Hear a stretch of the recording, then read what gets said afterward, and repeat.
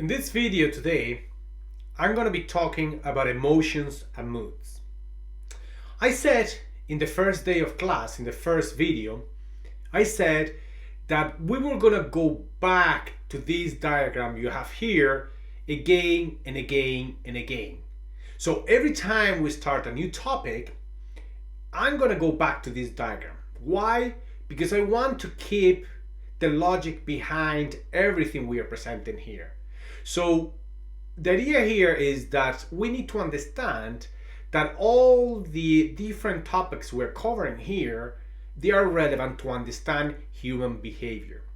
And that we want to understand human behavior because we want to control performance. So in the last topic, in the last video, we were talking about attitudes. And we were saying that attitudes have a cognitive component. You believe that your supervisor is unfair, that he gave a promotion to somebody who deserves it less than you. Therefore, then you have an emotion, you feel something about it. You dislike your supervisor. And that is going to lead to a behavior. So attitudes are at the center of organizational behavior. So one component of attitude are emotions, moods. And that's why we need to know more about emotions and attitudes. Because understanding emotions and attitudes, emotions are part of attitudes, we are going to understand behavior much better. So why do we want to talk about emotions and moods? Well, we know now that emotions and moods are connected to your behavior.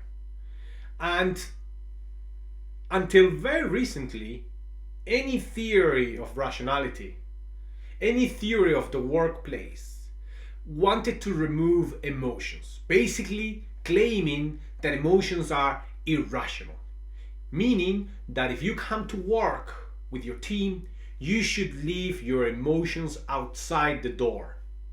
But that attitude has changed over time. One of the scholars who initially changed this idea about emotion was Herbert Simon. And he actually thought, he was one of the first ones to understand and acknowledge that in order to have a good understanding of human rationality, of human behavior, we need to understand the role that emotions play in all this. Therefore, things are changing now in the context of organizational behavior. Now managers, at least not all of them, but some of them, a lot of managers, scholars now understand that instead of pushing your emotions away, instead of hiding your emotions when you go to the workplace, you want to be able to show those emotions. And it makes sense from the logic we are presenting here.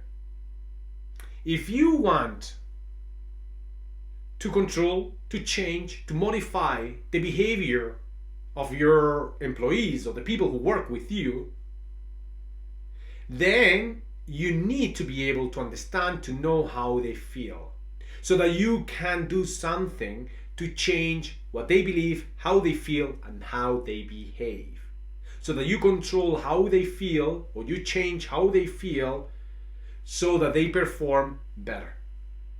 So this is the main idea here. The idea is that we want to know about emotions. We want to know about moods because that's going to help us understand human behavior in the workplace much better. So let's start with two examples. We're going to watch two videos now. Each of them is actually representing two extremes of emotions. And I'm going to discuss after you watch the videos, the implications of those videos, the implications of those emotions you see in there for management, the implication for performance. So first, we're going to watch a video of John McEnroe. I don't know if you follow tennis, but he was a very famous tennis player back in the 80s. Technically speaking, he was very good. He was a very good tennis player. But he had one issue. So, as you saw in the video, John McEnroe, as I said before, he was technically speaking excellent. He was an excellent tennis player, but he had a problem with his emotions. He had a problem with his temper.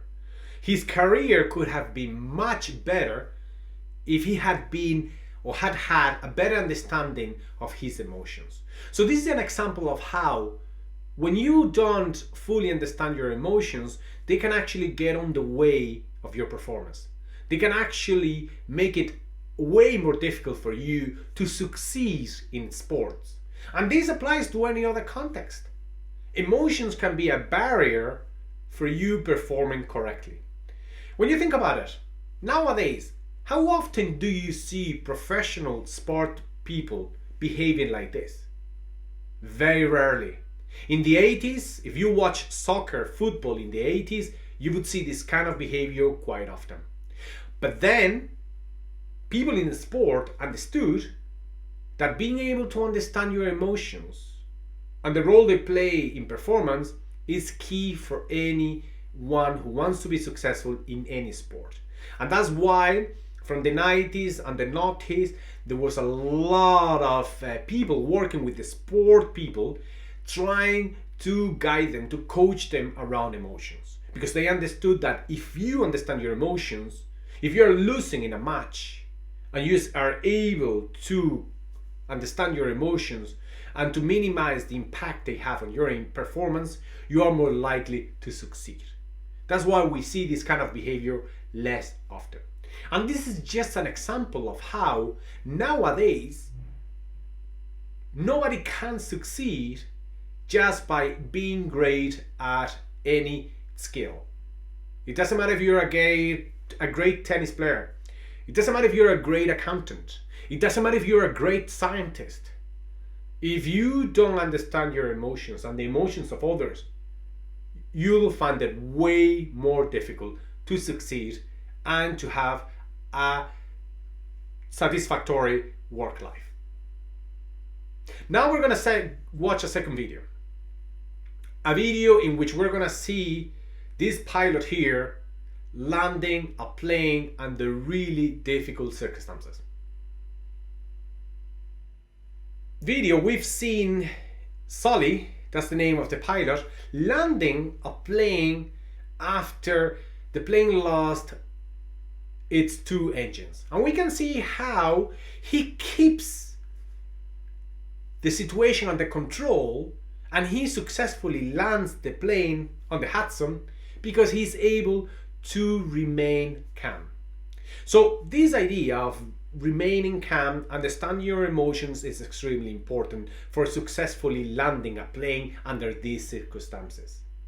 Why? Because even if you are technically speaking very good with planes, but if you get overwhelmed by panic, you'll be way less likely to control the plane and therefore to land the plane successfully. So this is the other extreme. So we had John McEnroe, and then we have Sully, which is complete opposite. And this is a good example of how training on understanding your emotions and the role that they play in everything you do is key to be successful. And in the case of the pilot as well, you are going to transmit your emotions to those who work with you. If you are the pilot, you need to show to the co-pilot that you are calm, that you are relaxed, that you're going to try your best to land the plane, because you want your co-pilot to be with you. And you want everybody else on the plane to collaborate so that when the landing happens, you can actually be successful at getting everybody out of the plane in a relaxed, calm, organized manner. So let's just go into defining a couple of terms that are important here. The first one is affect. An affect is anything that actually impacts you, any feeling, emotion that you might have. And we can divide affects into two different groups. The first one is emotions, okay? And emotions normally are defined by what you have in this diagram here, okay? So emotions can be caused by a specific event. John McEnroe thought that the ball was in, but the referee was calling it out. That's an event. You get angry. He gets angry over that, okay? And it's normally brief. You actually see how John McEnroe in the video, towards the end, the anger is decreasing. And it's specific, okay? It's a specific event as well. Then also, they are accompanied of a facial expression. So sometimes when you're angry, or normally when you're angry, you show it on your face. And the more intense the emotion is, the more difficult for you is to not show that emotion on your face. Also as well, they tend to follow, or they tend to go before an action. You tend to follow with an action. If you're angry or if you are very happy, not only you show on your face, you tend as well to do something about it. Now, on the right we have moods. And moods are more general. They are more unclear. You know, when you get up in the morning and you feel, well, I feel like in a bad mood. But sometimes it's difficult to know why. They tend to last longer. Somebody can be in a bad mood for a longer time. And then to be more general, okay? And generally they are not indicated with a distinct expression on your face, okay? So even though we separate between these two, they are narrowly interconnected. Sometimes an emotion can lead to a mood. You're angry over something, the anger is gone, but it leads you to being in a bad mood. One of the many things all human beings share, regardless of your race, gender, religion, sexual orientation, regardless of who you are, we all share one thing. Well, we share many things, but one thing that is important that we share is that we all have the 6 same emotions you have here. These emotions are universal. Any civilization we know of, they show these emotions. And they are anger, fear, sadness, happiness, disgust, and surprise. So all of them, all civilizations, all races show the same kind of 6 universal emotions. Now, this idea here is extremely important. And it's really extremely important because it has extremely important and relevant consequences for an organization, for a team. If you're managing a team, if you're responsible for creating a team or creating an organization, if you are in charge, this idea is extremely important. And the idea is that all of us, genetically speaking, we are all designed to feel slightly good with ourselves. That's our natural condition. Meaning that if you are feeling negative, or you're feeling some negative emotions now, or negative mood, is not because there's something wrong with you. It is because something in your environment, something external, is actually causing that feeling. And the same thing when you're feeling very happy. If you're feeling very happy, it's because something in your environment is causing that feeling. And why is this very important? This idea is very important because if we are all designed to feel slightly good with ourselves, and you are in charge of a team, and you're managing a team, that means that you have a lot of responsibility to not change that to the negative side. So the workplace has a lot of control, a lot of ability to change that, to either make you feel much better or to make you feel much worse. So if you understand this, companies like Google, Facebook, Wegmans, all those companies that are great places to work for, understand this very well. Everybody comes into my company with a natural tendency to feel good. So what I need to do is to either enhance that feeling so there is more job satisfaction, or at least not make it worse. And that is actually is a great relief to all of us. Thinking that feeling good, feeling bad is not about something that there's something wrong with us. If you're feeling bad, it's not because there's something wrong with you, but it's more because something in your environment is actually causing this. Obviously, it might be up to you to change that environment, but there's nothing bad in the way we are designed. Obviously, we can probably forget about, or we can actually, put aside any other mental conditions that might make you feel in a certain way. So there are some illnesses that might actually cause this negative feeling. But in general, we are all designed to feel slightly good with ourselves.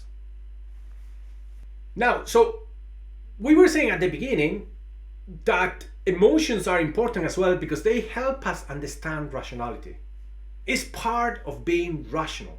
We normally say in everyday language, we say, oh, John is emotional. And normally when we say that, what we're trying to say is that John is irrational. When in reality, it's the other way around. Now we know that being emotional is part of being rational. And by being emotional, I mean understanding emotions, understanding your own emotions and the emotions of others. So having that ability is part of rationality. You wouldn't be rational, you wouldn't be able to make efficient, good decisions unless you understood others, how they feel, and how they're going to react to your decisions. So being emotional, understood as understanding the emotions of others, is key for rationality. A bit later on, we're going to be talking about emotional intelligence. And that is going to explain this further. How this idea is very powerful. That rationality and being emotional are connected. So what causes emotions and moods? Well, the first one that has an impact on your emotions and moods and how you actually react to them is your personality. We're going to have a full topic on personality. So at that point, we'll talk more about this. But just for now, just let me say that different people have a different way, a different intensity when they feel different emotions. So let me talk about something negative, for example, death. Some people, their personalities lead them to feel more strongly, in a more negative way, death, while others are more laid back about it. And the same thing about happiness. Some people get more excited about things than others. We'll talk more about this when we talk about personality. But what you need to keep in mind now is that your personality is going to affect how you react emotionally to different situations. So John McEnroe, we saw in the video, he probably has a personality that has a tendency to have a temper, to react with anger when things don't go his way. Now, as we will develop this further in the chapter on personality, that doesn't mean that he's doomed. That doesn't mean that he is a prisoner of his emotions. You can always find ways of moderating this. But the idea here is this. Personality, who you are, is extremely important for understanding how you're going to react to different emotions. Other things that are going to affect your emotions. I don't know if you have a LinkedIn page, but normally in my LinkedIn page, I get a lot of people putting articles about the 10 top things really successful people do.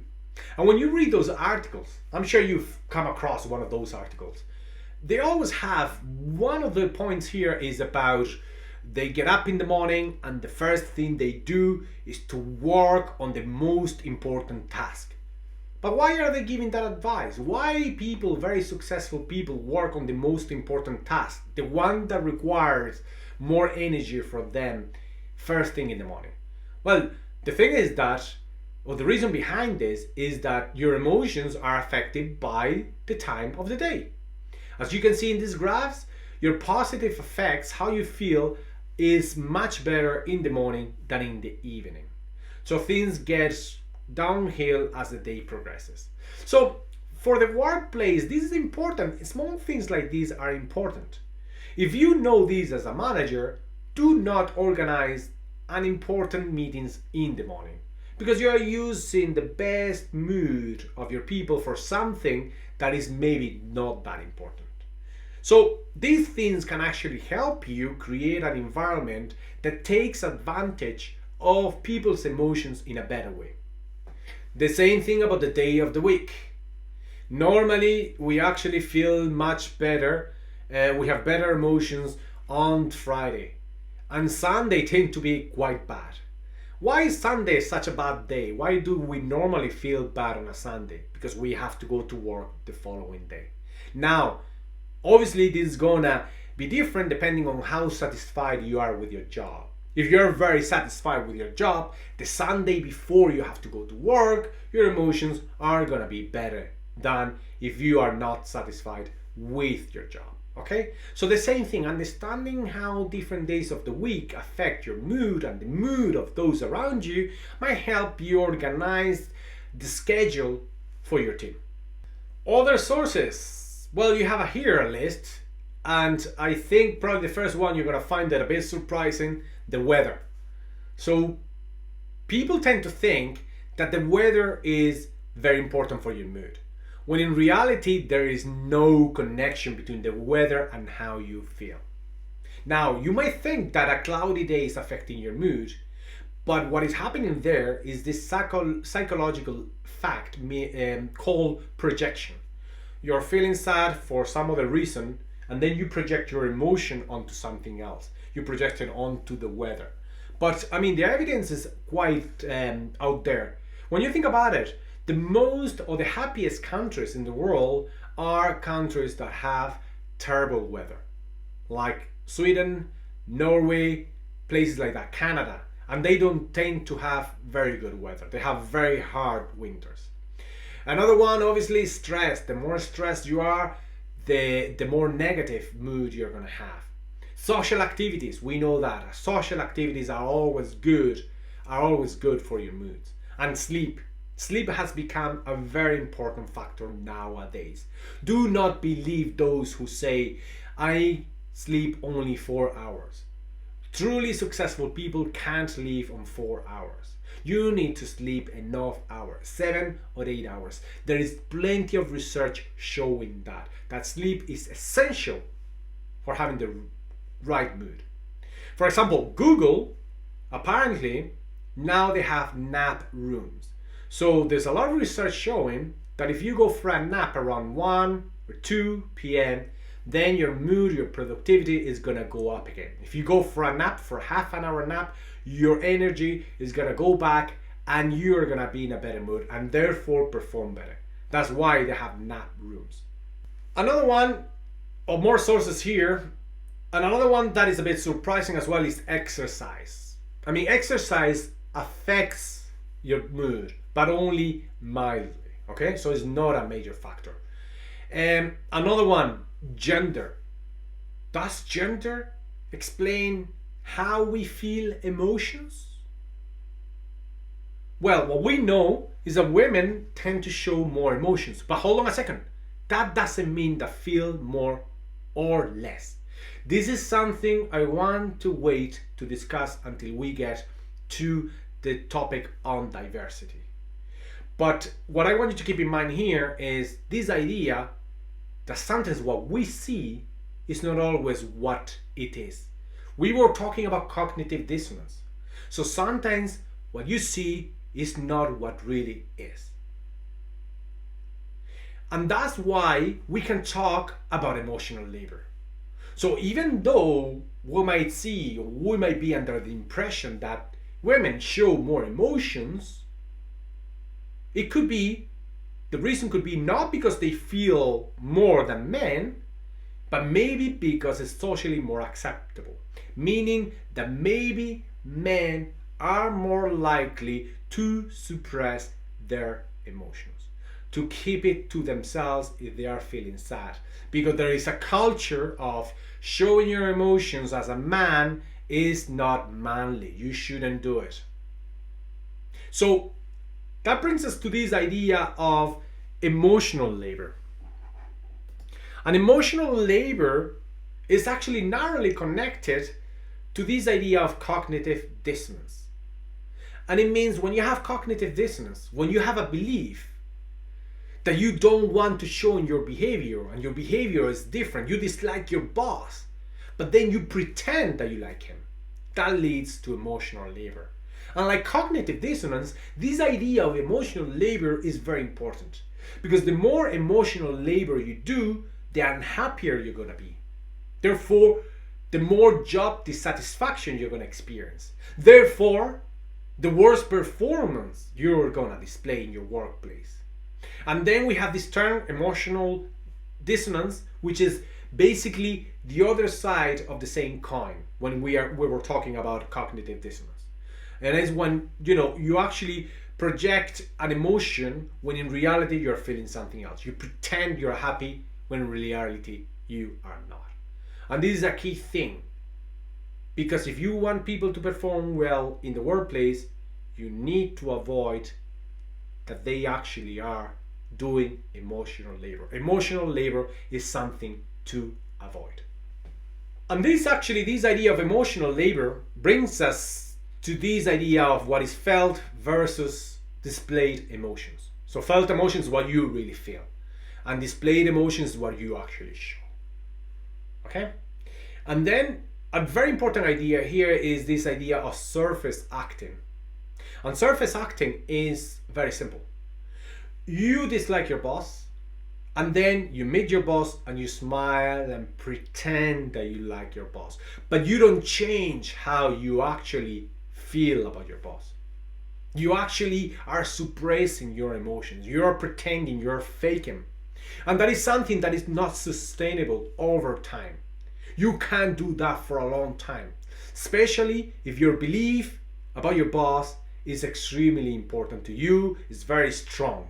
Then faking it, surface acting, is not gonna work in the long run. It's gonna lead to dissatisfaction and worse performance. Now we have the other one, deep acting.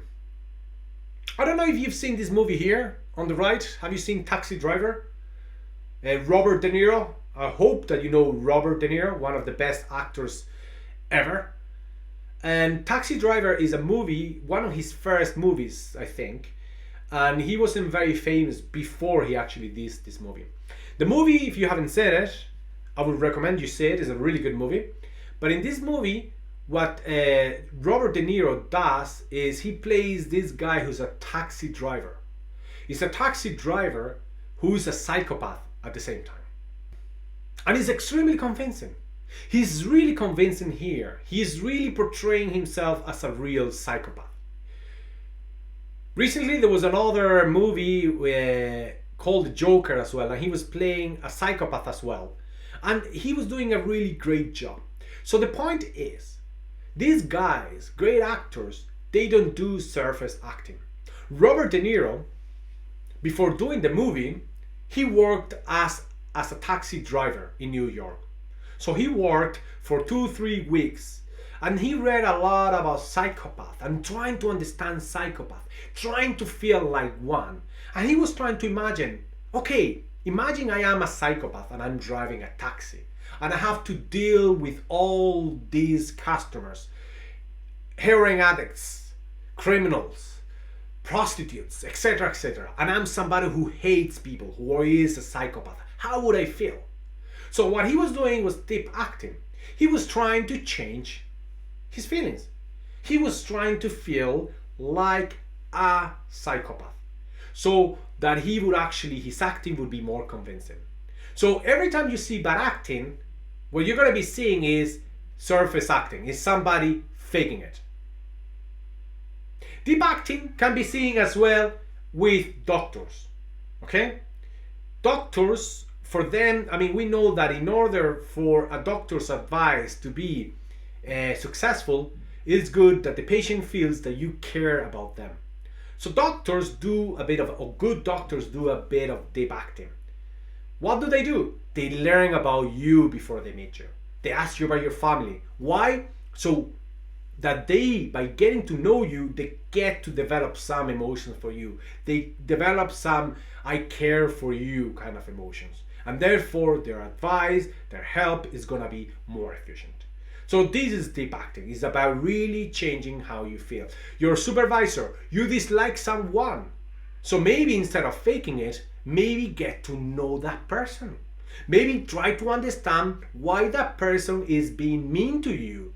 Maybe by understanding why that person is behaving the way they are behaving towards you will allow you to do deep acting, meaning changing how you feel about that person. John was rude to me today because he's been going through a divorce. That will make you change your emotions about John, be more understanding, and therefore you won't have to do that much emotional labor. So we were saying before that we are all designed, our nature is done in a certain way, is done in a way that we are all designed to feel slightly good with ourselves. So that means that your work environment plays a major role in how you feel. So what we have here is affective events theory.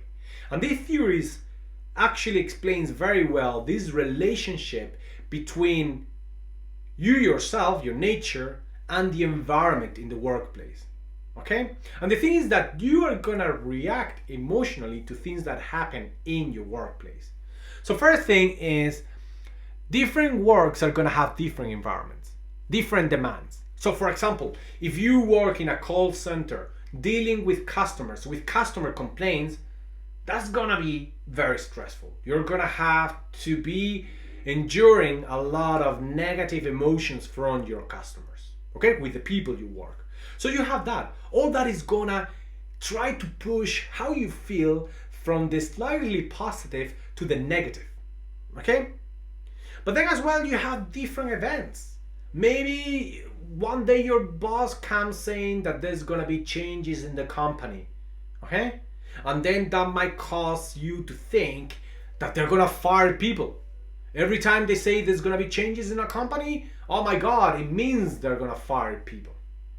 But then on top of that, that is gonna make you feel in a certain way. So your environment, you have a stressful job dealing with angry customers, something happens negative in your workplace, that's gonna make you feel in a negative manner. That's gonna make you feel, it's gonna bring negative emotions to you. But how negative those emotions are, it's gonna be moderated. It's gonna depend on who you are. It's gonna depend on your personality, for example. So people who are more paranoid will take the announcement from the boss as in really things are gonna go really bad here. They're gonna start firing people. Therefore, you're gonna feel more negative. But other people who are less paranoid are gonna take that differently. And they're gonna think, well, maybe there's gonna be changes, and changes are good. Some people are more open to changes. They enjoy changes. So again, all this is gonna affect how you take it. So we were saying before that emotions are part of rationality. So how rational you are is connected to how good you are at understanding emotions. And that brings us to this idea of emotional intelligence. Meaning that how good you are at this, how good you are at understanding your emotions and the emotions of others is going to determine how rational, how efficient, how good you are at navigating different circumstances, how happy you are going to be, and how good you're going to be at doing anything you do. So emotional intelligence has three components. The first one is perceiving the emotions. Somebody walks into the office, you look at them, and you know that there's something going on with them. They are angry, okay? And not everybody has the ability to see emotions. Some people notice right away that John is angry. Oh, remember the video we watched with George Clooney when he was firing that man? The difference between George Clooney and the young lady was that George Clooney could see an emotion that she couldn't see. We could all see that the man was angry, but not many could see that that man was also frustrated. Frustrated because he had been doing a job he didn't like for a long time. That is emotional intelligence. Being able to see hold on a second. You're not only angry because you're losing your job, there's something else going on here. And that is that you are frustrated. You've been frustrated all your working life. But that's not enough. It's not only about seeing those emotions, it's understanding what they mean. So in this case, George Clooney understood that they had a meaning. The meaning was, you are frustrated. I see on your CV that you wanted to become a chef and you didn't. How much did they pay you to give up on your dreams? Meaning you were frustrated. You've been frustrated all your working life. So now you understand why that person is frustrated. And the great thing about understanding why somebody is feeling those emotions is that then you can use that understanding to regulate your own emotions and the emotions of others. So in this case, George Clooney was able to change his anger into acceptance and hope. And emotional intelligence is actually a quite new term. So even though it's been around for maybe 15 years now, there's been a lot of research done around it. And we know that emotional intelligence leads to better performance. So here you have a few examples of different studies that actually show that. For example, in the first one, you can see how in an accounting firm, when you think about it, accounting doesn't seem to require a lot of social skills. So in that accounting firm, those who actually had emotional intelligence skills added 319% incremental profit, while those with high analytical reasoning skills they only added 50%. And you have more examples here. The idea is that even in jobs that you think are not very social, having emotional intelligence, being able to understand your emotions, where they're coming from, and how to regulate them is extremely important for success. So this idea about emotions, understanding emotions, emotional intelligence have so many applications that are relevant for teams, managing teams and managing an organization, interacting with others in the workplace. The first one is selection. It's important to select those who have good emotional intelligence because they're going to be more successful. And it's even more important than technical skills. So in a lot of jobs, when they are selecting personnel, they focus only on the technical aspects, when in reality we know that the emotional intelligence, emotional side of things is even more important for performance. Training. Even though some of us might be better than others at emotional intelligence, we can all get quite good at emotional intelligence if we get training. Decision making. You are going to make better decisions if you understand people around you, because decisions in the workplace always involve other people. Creativity, okay? Sometimes having positive moods can actually increase creativity, but not always. When you think about it, the best songs, let me ask you one question. Which is the best song you know? Which is your favorite song? I'm sure that most of you are thinking about songs that are somehow sad. So sometimes negative emotions can actually lead to creativity. Again, there's a lot of mixed results here, but overall, obviously, if you feel bad on a regular basis, that's not good for your performance.